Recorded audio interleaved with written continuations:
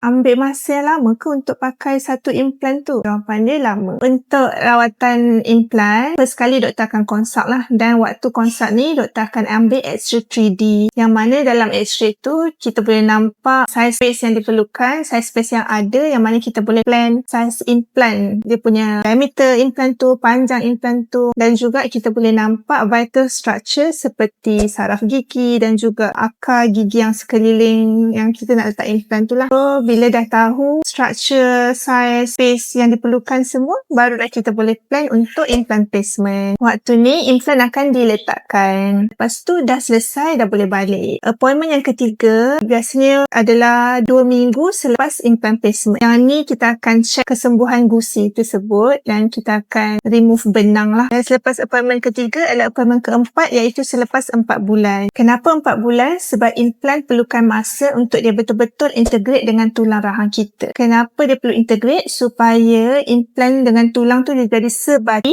dan implan tu jadi kuat. Bila dia kuat, barulah kita boleh guna untuk kunyah makanan. Lepas 4 bulan ni, doktor akan tengok implan tu dah kuat, dah strong tak dekat kedudukan dia. Dan pada waktu ni, doktor akan ambil acuan gigi ataupun scan gigi tu untuk buat crown. Biasanya ambil masa 1 minggu ke 2 minggu untuk appointment kelima, yang mana crown tu kita akan pasangkan di atas implan tersebut. Boleh jadi juga kalau nak cepat, option yang lain biasanya dalam sehari 2 pun crown dah boleh siap, tapi itu bergantung kepada keadaan. Walaupun jenis untuk pakai implan ni agak lama, tapi dia sangat berbaloi dalam jangka masa panjang. Boleh dianggap juga sebagai investment kesihatan untuk diri korang juga. So kalau nak tahu lebih lagi, comment for part 2.